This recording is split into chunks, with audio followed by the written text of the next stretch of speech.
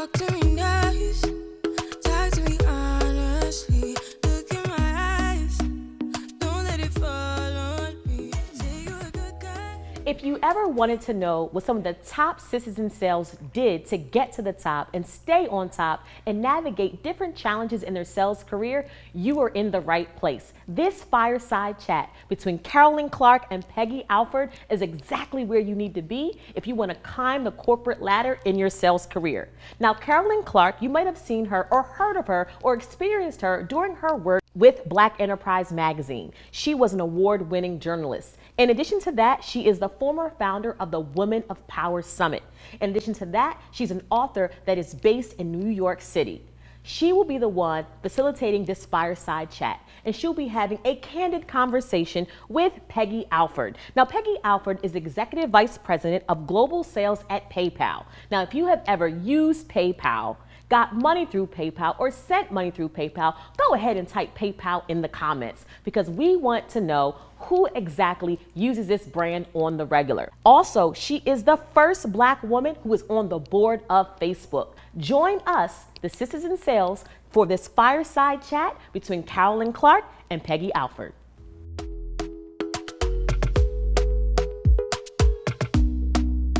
Peggy, thanks so much for joining us today. It's great to see you. You as well. So, I know that everyone's eager to hear about your career and the specifics there, but first off, I want you to sort of paint us a picture of your foundations and sort of what made you who you are. I know you and I are among the lucky ones who were adopted as children and raised by parents who couldn't have loved us more. And, that really sort of creates a framework for everything that comes after. But your upbringing is particularly unique. So can you sort of tell us about that? Sure, happy to. Yeah, I was when you and I got acquainted, I was so excited to hear your story as well. We do have some similar backgrounds. So I was raised in the Midwest in St. Louis and in the 70s. And I was adopted. I was one of 6 adopted children. My parents are white and they adopted children of lots of races. And so I grew up in a very multicultural family, which was, is a little more common these days, but at the time, especially in the Midwest, was pretty rare. But I think for me, you're sort of a product of your experiences, and it's all you know. And so people will say, like, "Wow, that's a very interesting upbringing. What was that like?"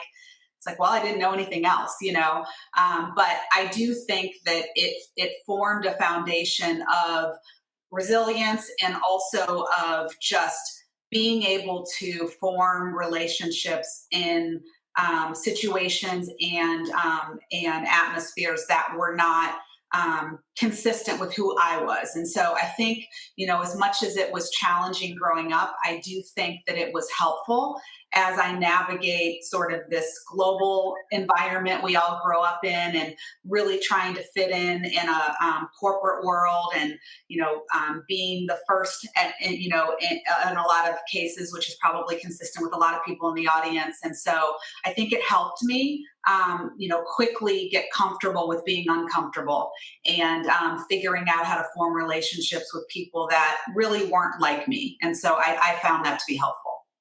I think it's interesting too. Your parents, your mother in particular, both of your parents were sort of in STEM. Your mother had a PhD in math and computer science. Yes. Right. At a time when, not a lot of people could claim that of either gender, certainly not women. And she had all of these children, right? Yeah. So that also provided a model to you for womanhood and working womanhood that was rather unique. Can you talk about that a little? Absolutely. I view my mother very much as a role model. The entire time I was growing up, she was pursuing a career, as you mentioned, in math and computer science, which was just not, it was not something that women were doing at the time. My father is an engineer. I think they were a great example of what true partnership looks like, and raised us in an environment where there weren't a lot of gender roles. And it was more about, we all need to contribute, and we're all, able to contribute in ways that are not defined by our gender. And I think that for me, and also I will say, despite the fact that they were Caucasian and grew up in the Midwest, they also just had a natural belief that diversity makes us better. And, even when there were questions, from the community around, like, who are these children that are of all different races and, and all different ages being adopted coming into the house, they just sort of viewed it as, this is something that is making our life richer. They always made us feel like we were as beneficial to their experience as they were to ours. And so I think that, it really helped me sort of form this belief that I could do whatever I wanted to do, and I could pursue whatever I wanted to. And barriers were just that, something you need to overcome, something you need to work on, keep your eye on the prize. And so I do think that was helpful in terms of how I've approached my career. So, what steered you into the interest that you have? Because in college you majored in, well, first you went to University of Dayton for one thing, right? And I did want to bring this up because I know we spoke once, and you mentioned that I asked you for a regret, and you said you regretted you'd not been more competitive in your ambitions around college and education. So, can you talk about that, and then discuss, how it was that you majored and what you did, and sort of steered yourself toward finance? Sure. I always, sort of growing up, because of limited resources, took a very pragmatic approach to education and to thinking about my career early on.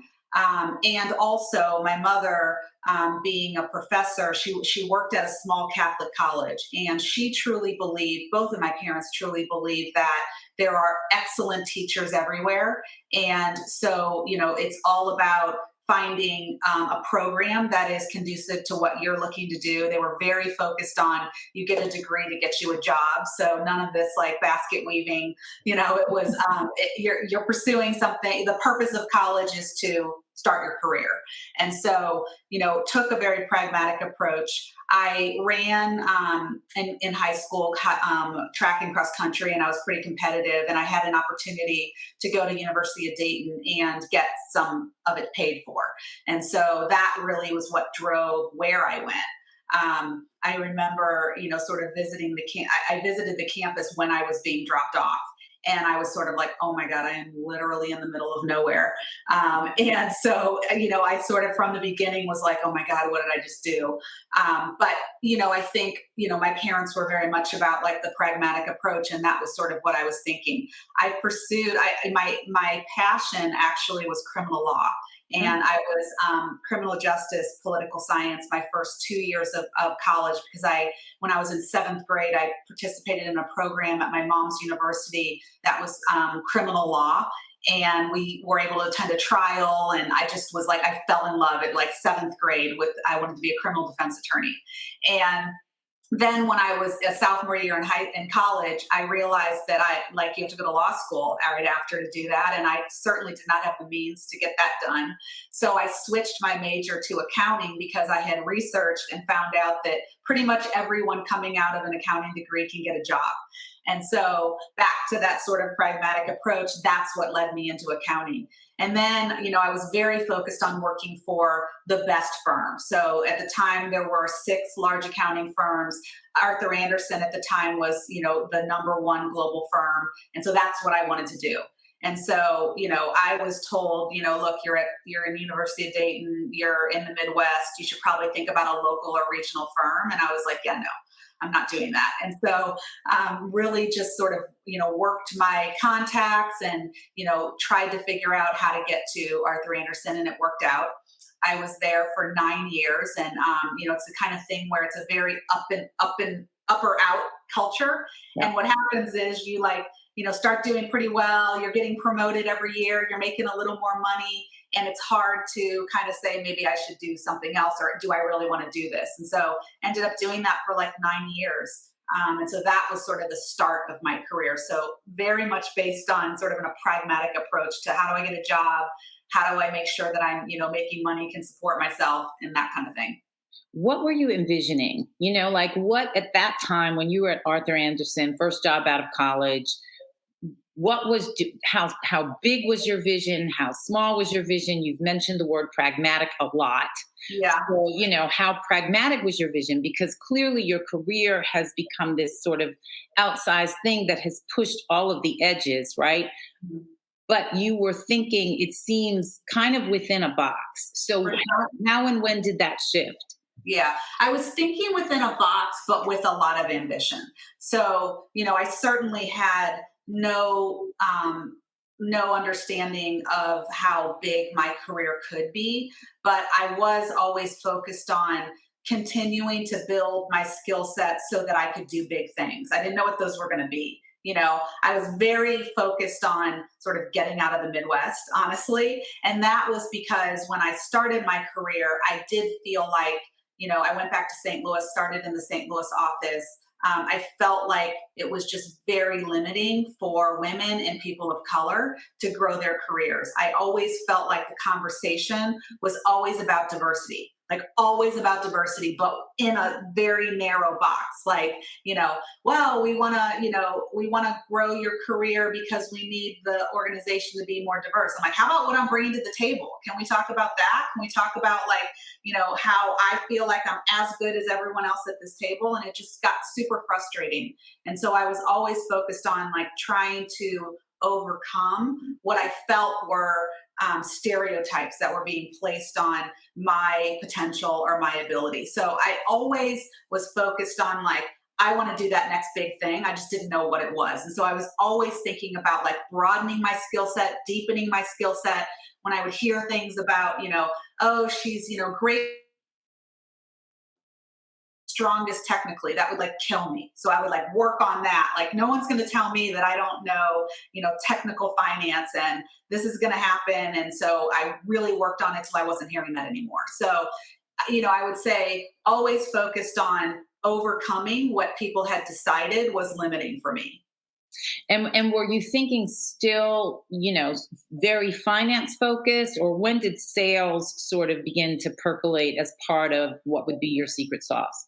Yeah, so I spent the crux of my early career in various finance, but what I was always trying to do was, so I started in accounting and I was an auditor. And then I was like, okay, I don't want to be an auditor. How do I broaden, sort of my skill set within a firm? And that's when I started doing M&A consulting. And so that enabled me to do transactional work and figure out how to like help companies do an IPO and things like that. And so that was about like broadening outside of this box of accounting. And then when I went to work for eBay, which was my job out of consulting, I was constantly trying to broaden within finance. So starting in sort of, the technical accounting or diligence work, then trying to broaden into FP&A, had an opportunity after about 4 years at eBay to be the CFO of a company that eBay had acquired. And then from there, I was like, okay, how do I broaden outside of finance? Because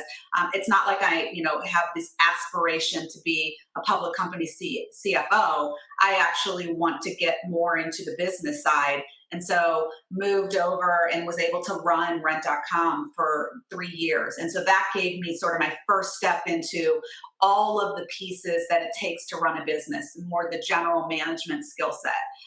And then I actually went back to finance at PayPal, and I had various CFO roles. So those were sort of broad finance roles at scale.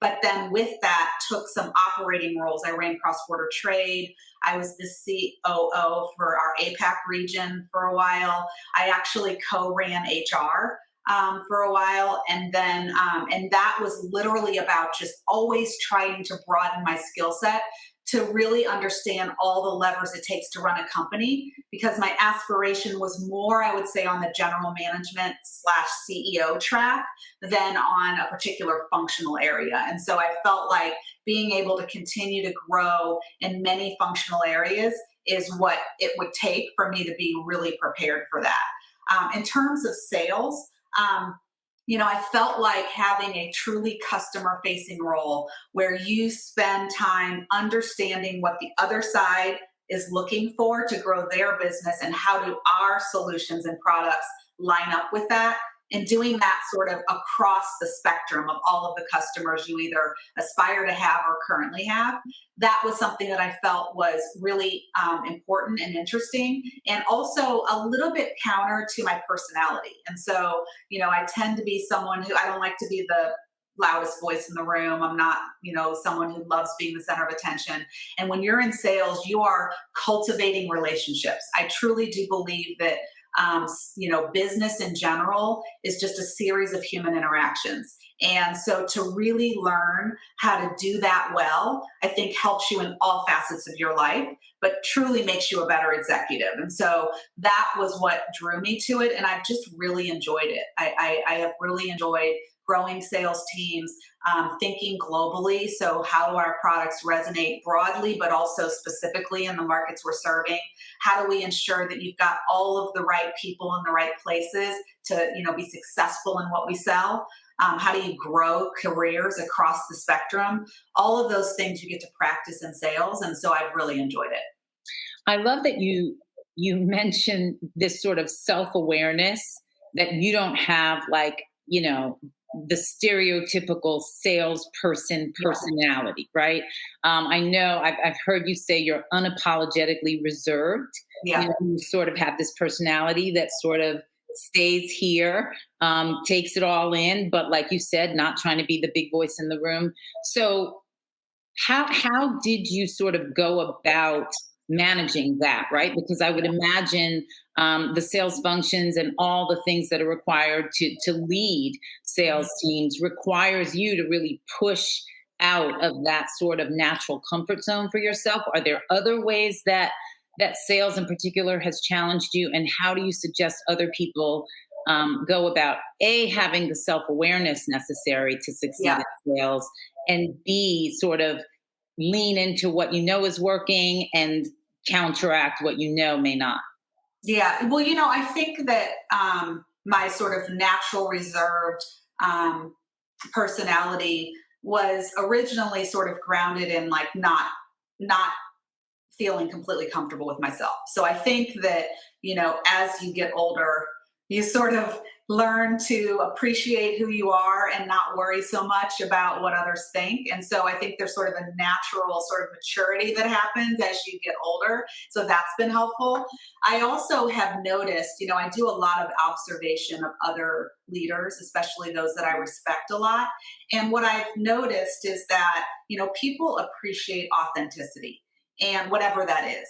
And so it is really important that you be who you are and just try to become a better you, not try to be someone else or someone who you're not.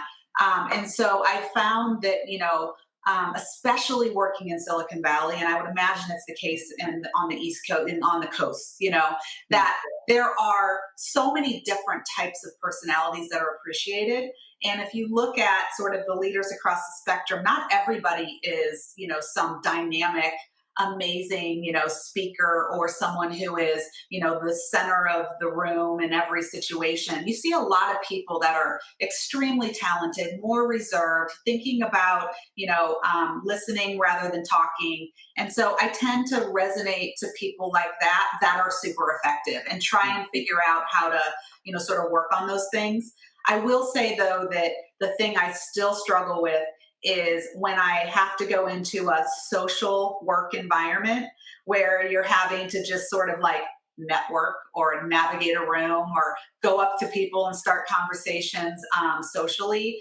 I've had to practice that because it's not something that I feel completely comfortable. It totally drains me.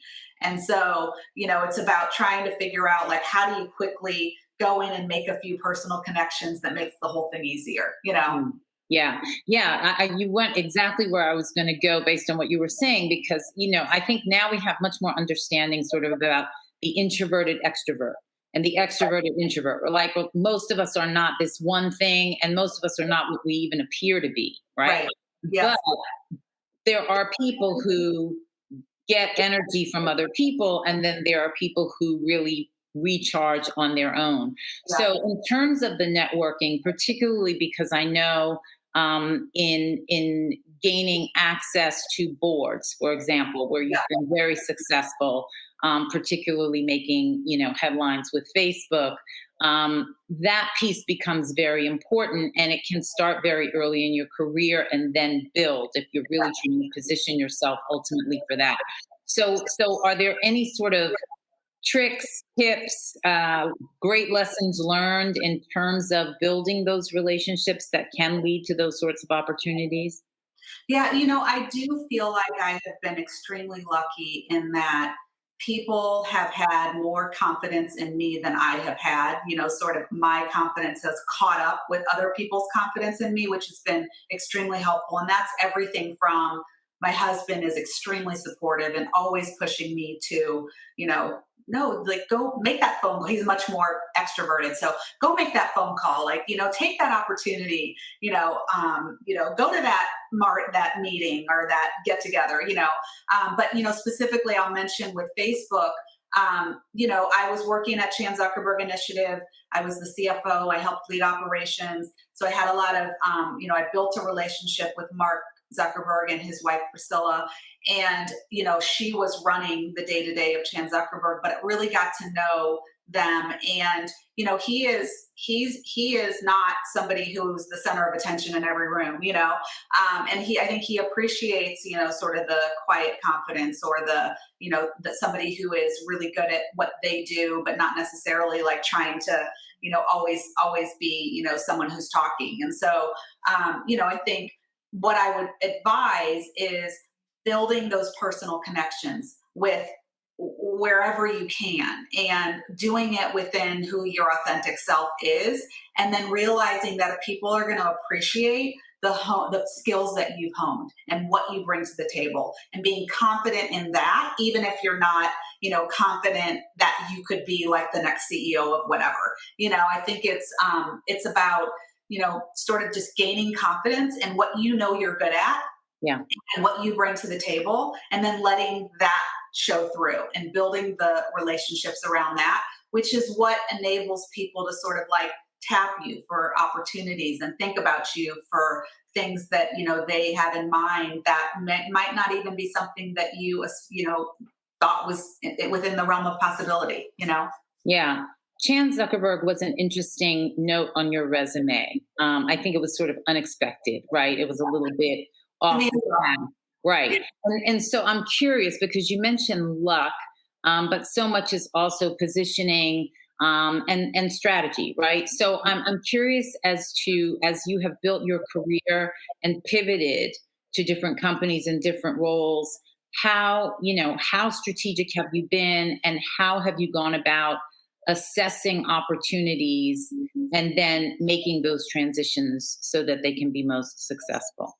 Yeah, when I had the opportunity to go to Chan Zuckerberg, I really had no plans to leave PayPal at that time.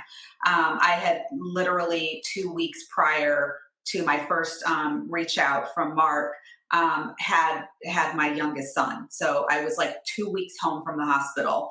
And, at that time, for the women that have been in that situation, you really don't want to introduce a lot of change in your life when you're sort of like happy with things being steady so that you can survive this particular moment. But it was the kind of situation where when I started to learn what Chan Zuckerberg was doing, and I thought about, I've always had sort of this vision to be able to, drive, sort of change at scale in a way that, to the world, like doing good in the world, but at scale in a way that is good business. And I think that, sometimes with philanthropy, there's sort of the desire to do good in the world, but not always the sort of business focus around how to execute at scale. And so what I was hearing was that there was an opportunity because of just the vast wealth that was going to go into, Mark pledged 99% of his wealth, which was at the time $75 billion, towards, medical science and education and social justice, and to be able to, and you wanted to do it in a way that was like a company type setting where you're driving good business. And so I was making that decision based on the fact that I wasn't done with my business career, but saw an opportunity to drive good in the world at scale. And so that was what caused me to make that decision. I felt like it was additive to my learning, to my development, but it was the kind of thing where, this could make a real difference in the world. And so that decision was based on that. So more generally, I always think about opportunities based on what is it going to add to my learning? Am I going to enjoy it? Do I feel like it's going to make a difference in the world? I feel like, for me, I would have to work at a company where I can understand sort of the consumer application and that it's like doing something good for humans. I would have a difficult time with something that was sort of like middleware, where I'm like, I don't really understand how this like helps the end consumer. It probably does, but I don't get it, Right. So, all of my decisions have been around sort of being able to see how what I contribute and what our company contributes helps people in general, either because it's more convenient, it's an innovation, it's, doing, helping people's lives be better, that kind of thing. So a lot of my decisions in my career have been around building broad skill sets in things like that. Yeah. Yeah. It seems also that your decisions have very much been around growing, always expanding. And I think that whether you're seeking an opportunity as you go along or an opportunity comes to you, as it did in the case of Chan Zuckerberg, a lot of us struggle with this idea of, am I ready? Yes, for sure. Especially if it's taking a leap into something new, be it a new company, a new role, a level up. Do you struggle with that? And how do you negotiate those moments? Especially, you had to be asking, are you ready? Because personally, in that case, and professionally, you have a brand new baby at home, right? So you have another child. And so you're ready on every level. So how have you navigated those moments? Yeah. I mean, I would say two things. One, I think as women, we question ourselves too much. And I have seen so many situations where these guys are like signing up for or asking for opportunities that they are not prepared for, and they are going in with full confidence. And I think we need to like learn from that a little bit. So learn through observation, people who, are doing things well before they're ready. Also recognizing that like no one's ever ready. Like you literally, if you think about any huge executive, any CEO out there, it was a leap for them to take that position. And that is relevant at every single level in a company. You look at your bosses, you look at your boss's bosses, they struggle with the same thing. And I think I have had the opportunity to hear from people who I think are super powerful, that have the same feelings. And so hearing that even, I think is helpful to sort of enable you to say, yes, I feel like I'm not ready, but I'm going to do it anyway. The other thing I would say is that, you got to have people in your corner that will push you and who will tell you, no, you should do it anyway. Like, you need people, you need cheerleaders, and they come in all forms, but it's really important. On the board side, I was the one that was like, I've got like little kids and I have this job I'm trying to do it well at, and I don't have one more minute. And my husband was like, you should do it anyway. Like you should do it anyway, because you don't want to wait until the end of your career and then you're trying to get on boards. Like you got to do it now. And if you've got opportunities, you got to grab them, because the timing is never going to be perfect. Like you're always going to feel like you can't put one more thing on your plate. And so look back and think about the fact that whatever it is that you thought the last time, you got it done.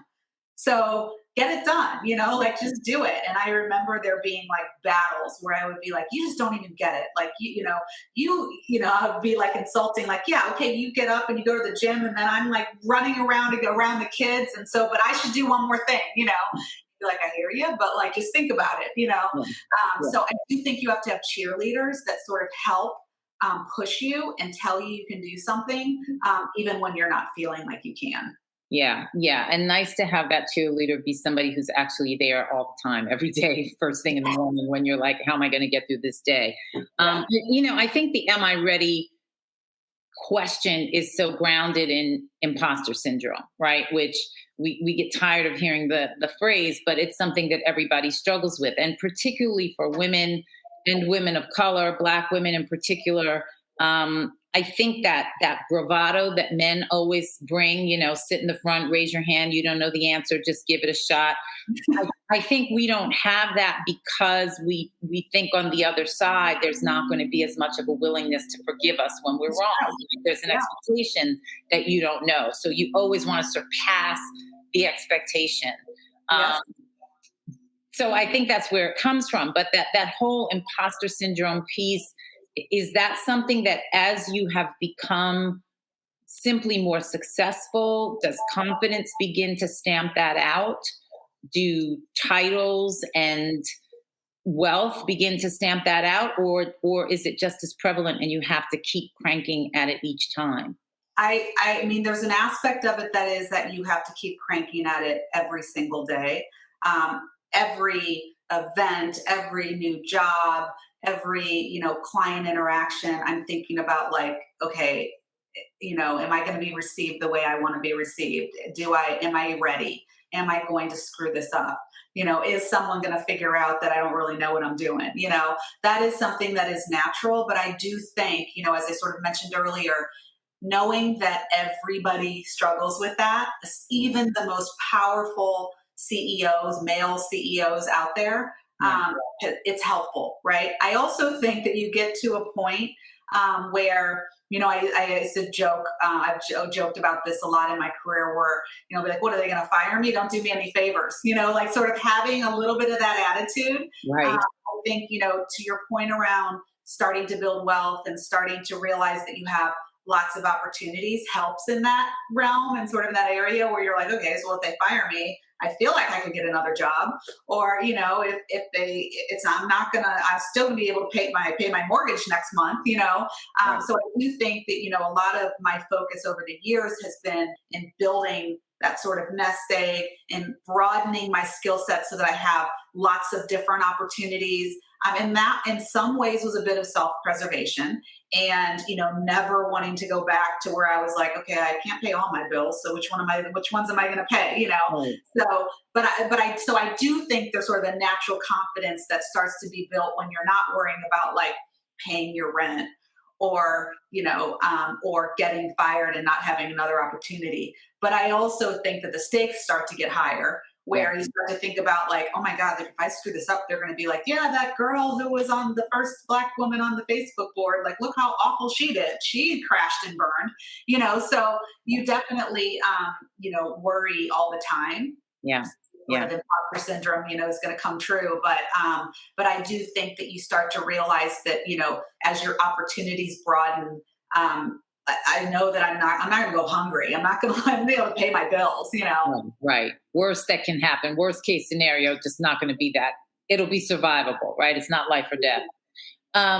In terms of your vision, I do want to talk a little bit about wealth because your family's life, your life, very different from anything you grew up with or knew, and probably has surpassed what you even imagined, right? So I think, the whole relationship between women and wealth, Black women and wealth in particular.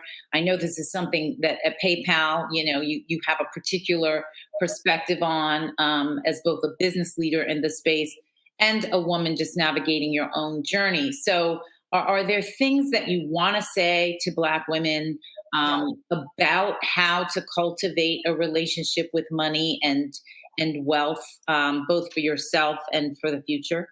Yeah. Well, so, when I was sort of coming up and like getting to the point where I was, having to pay rent and buy everything I needed to buy and whatever, like there was a lot of stress, like in college, like trying to figure out, okay, I got to work and make sure I'm doing well in school. And to the point where like when I graduated and I was actually relieved to just have to work.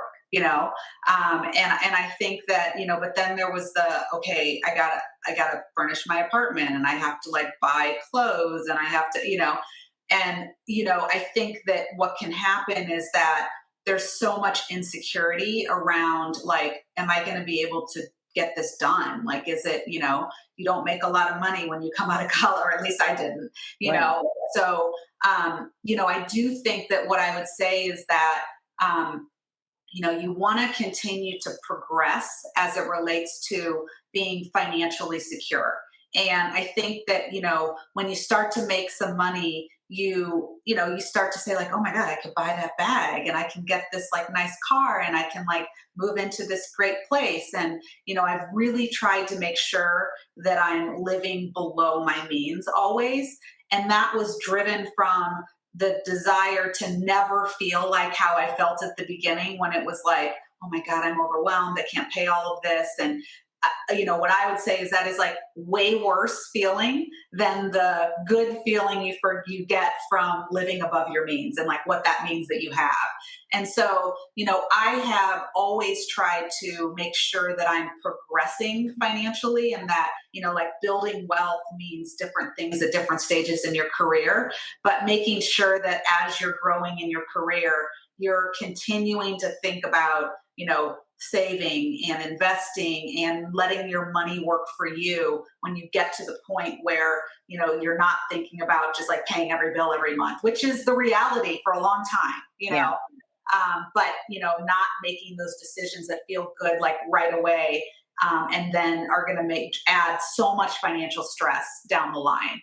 Yeah. I think we sometimes do that to ourselves because we're just trying to feel better about, you know, how hard we're working, but it actually hurts us in the long run. And so I think it's important to look to people that have a lot more money and what have they done to sort of get there and maintain and continuing to, you know, to make progress as it relates to financial security.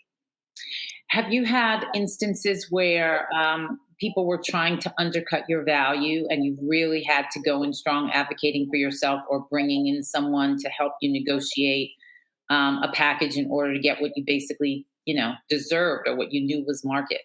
Absolutely. I mean, you know, I think what happens for women, and for Black women specifically, is they don't necessarily have a sort of a plan laid out for them where they can look and say, like, here's what you do when you're going for that, you know, regional sales leader position. Here's what you should expect. Here's what you know, here's what, you know, you should be advocating for yourself. And here's financially what it should be. And so you don't always have those either relationships or the roadmap to show you like what you should expect. Same thing with career progression, and like, you know, what does it mean to have a progressive position?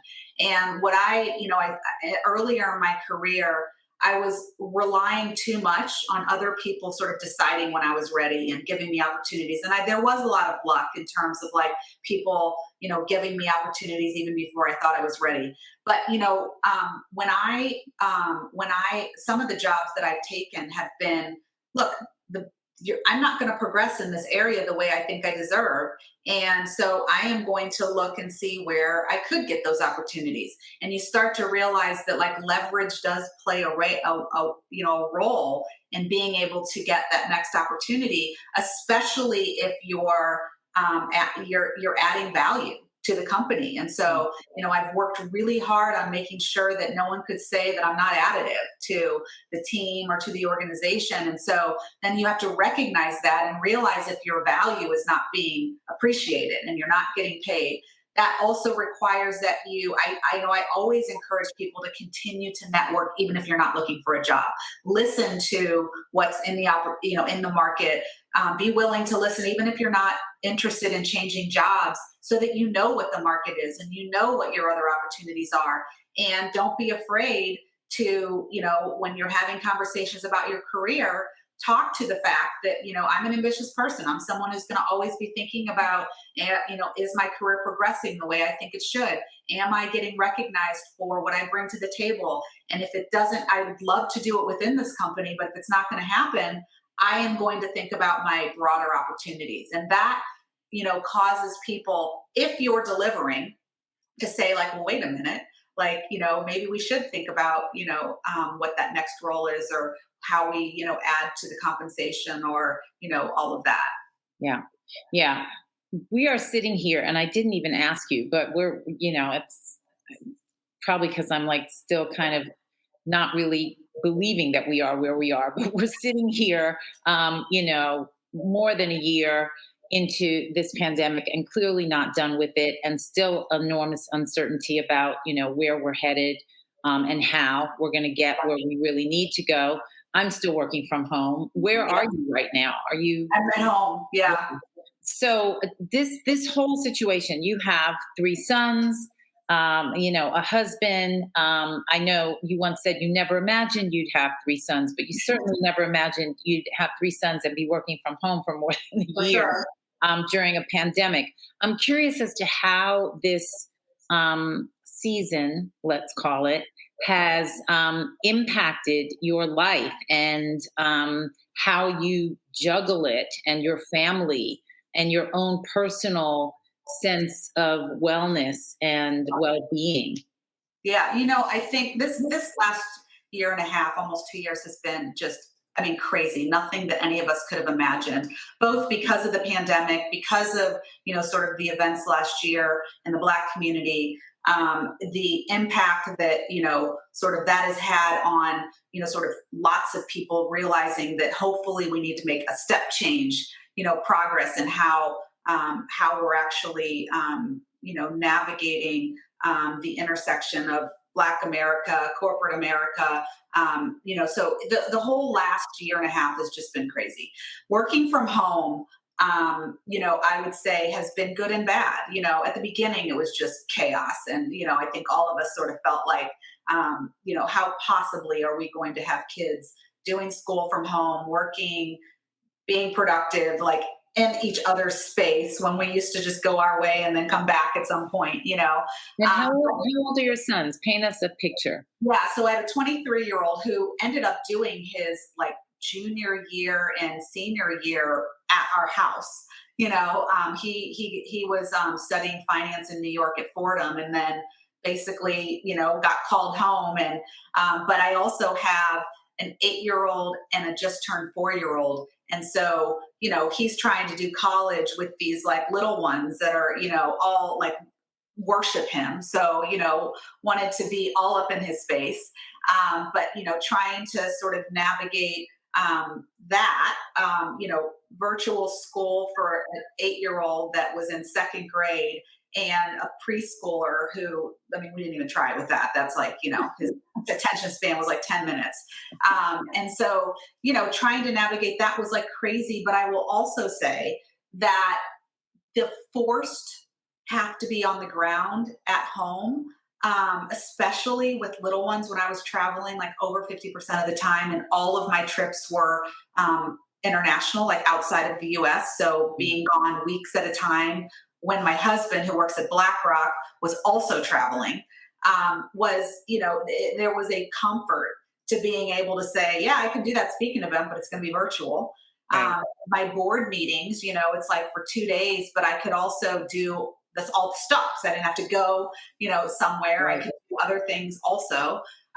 And so there was, and then, being able to like have dinner with the family much more often because we weren't going anywhere. I was telling my husband, like, I don't even get excited about like going out to a restaurant and having a nice meal because we now grill, have, wonderful food, and have, good wine here. And, so it sort of changed our lifestyle a bit to being a little more simple around, like just navigating work and being all over the world, and traveling, personally as well as professionally. So there was a certain comfort with the chaos that has been sort of the story of the last year, year and a half. Yeah. How has it changed how you will lead going forward, and what you foresee for business? Do you think that some of these changes really will be lasting and positive? Yeah, I do. I mean, I think what we've all realized is that we can get a lot more done virtually than we thought we ever could. And, overnight, companies had to go from, completely in person or mainly in person to being able to support every function and serve customers virtually. That's something that I don't think we ever would have imagined if you think about the resistance towards remote work prior to the pandemic. And so, and then I think people have realized how much more productive they can be in an environment that at least is hybrid. And so I do think that it will sustain in some ways. I also think that, sort of access and leveling the playing field is much easier to do in a virtual environment. If you think about being able to recruit in many more cities, and so being able to get a much more diverse, employee base, because especially being in Silicon Valley, similarly, in New York and on the East Coast, a lot of us don't want to live there, and so being able to recruit people across the country is something that has been helpful. And so I do think there's going to be a certain part of this that will sustain. And, I think there's some pent up demand for doing things in person, but I think that we'll sort of, get into sort of a natural state of a bit of a hybrid going forward. What about the challenges? I think for Black women, especially, you talked about, the sort of overlapping events of the last 18 months having to do with Black Lives Matter and corporate issues and pandemic and everything else that we're always facing economically, politically, and so forth, sort of all coalescing at the same time. And it's clearly opened up an awareness that didn't seem to exist before, a different type of talk around diversity and a different type of action around diversity, and a particular focus on Black women. Yeah. What are the challenges you see there? What are the opportunities you see there? And how would you advise Black women navigating through whatever phase of their career in this moment to approach it in a way that you think will be particularly effective? Yeah, I think that I do think it's true that in some ways this is our time, and I do think that there is a whole new level of awareness around the need to be intentional if you truly do want to diversify. I also think that the conversation around the business case for diversity has gotten a lot clearer. I was hearing a lot in the past, like it's the right thing to do, we need to give people opportunities, which I don't think really resonates all that well. I think when you start talking about being relevant to customers and building products that are consistent with the customers that you want to buy them, and why perspective and diversity of experience and diversity of background that reflects the customer set that you not only serve today, but that you want to serve, is a much stronger business case for diversity. And so I'm starting to hear that a lot more. I think specifically for Black women, it is the case that on the board level and in, the C-suite, there's a real focus on diversifying. And so I think that, there still is a problem of having the right sort of pipeline of talent, awareness of all of the talent that is out there. I think there's also an issue of, sort of the tried and true versus like giving people that first opportunity that are ready. What I find is that, I'm on two public boards. I can't join any more boards because we're only allowed to be on two. And so I find myself building my list of amazing Black women, amazing Black men who are ready for that next opportunity, whether it's, in a business or whether it's on a board. And so I think we need to continue to do that for each other, so that awareness of all of the rich talent that exists out there starts to become infiltrated within these pipelines, within companies and for boards. And so, I do think that, positioning ourselves to be able to be both ready as well as, sort of in the conversation is something that needs to continue to happen. And we need to look for all avenues to make that true. You mentioned early in the conversation, early in your career, how people would sometimes try to pigeonhole you as, the diverse hire, or only want to have conversations with you about diversity and frame your success within that narrow window, right? Well, and perhaps not see all that you were bringing to the table. So I know this stage of your career is very different, but it is a moment where I think we're all being asked to show up with diversity, and not just what we're doing for our own careers, but what we can do for others like us, Yeah. much more at the forefront of what we're doing, as we also do all the things we've always been doing. Has that changed how you lead, and how you advise others, particularly Black women? Because it is still that delicate dance, right? Yeah. Between authenticity, ambition, wanting to just succeed, but also, what is owed and what can you do to bring others forward? And how much do you have to be a banner for everyone, right? As a Black person, not just representing yourself, but also making sure that all of these issues are getting the time and attention that they're due, right? Has that balance been something that you've had to tweak? And how do you just feel about that? Yeah, it's always a struggle because you do feel a responsibility, especially when you get to the point where you actually could do things for others. I think, everyone always has the desire to help others, and we can always help others regardless of where we are in our career. But you do get to the point where you either are getting opportunities that you can pass on to others, or you have a powerful voice in decision making that can enable people to get opportunities. And so you feel this responsibility to be a part of step change improvement in how diversity looks in business. Yeah.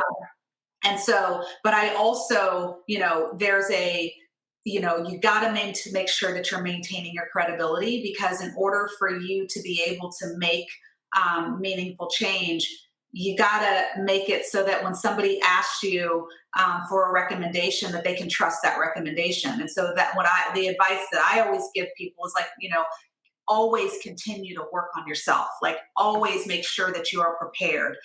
Don't let anyone ever tell you that, you're getting this job because they're filling a slot, or, we are going to lose progress if we're not seeing success in diversity. So, I do think that I find myself, when I'm recommending people for boards or recommending people for positions, on the side of the person I'm recommending to, I very deliberately ask, what are you looking for outside of diversity? Tell me what you're looking to add to your board. If you were recruiting a white man, what were you looking for? Because I don't want to just have a conversation around, well, we're looking to diversify our board. Like, what does that mean? I think it's great that, we're going to have a board that looks more like our world. But at the same time, like, what are the skill sets that you're looking to round out? Because I don't know who to recommend if I don't know that. And it also gets them thinking about, what are you actually giving someone a seat where they can make an impact? Same thing as it relates to, progression within a company. Being able to really hone in on additive skill sets within, the goal of diversifying is really important. And so I do, sort of raise that a lot, both in the board setting as well as in the corporate setting, to make sure that we're giving people opportunities to be successful and to be able to add value while we're looking to add diversity to our companies. Outstanding. Peggy, thank you so much for this. Just one final note. It's a wellness note. What's your one best wellness tip that every Black woman has to hear right now? I would say, make sure that you do those little things that make you feel good about your appearance, whatever that is for you. Get your nails done, get your hair done, like, buy that blouse that, looks really good on you.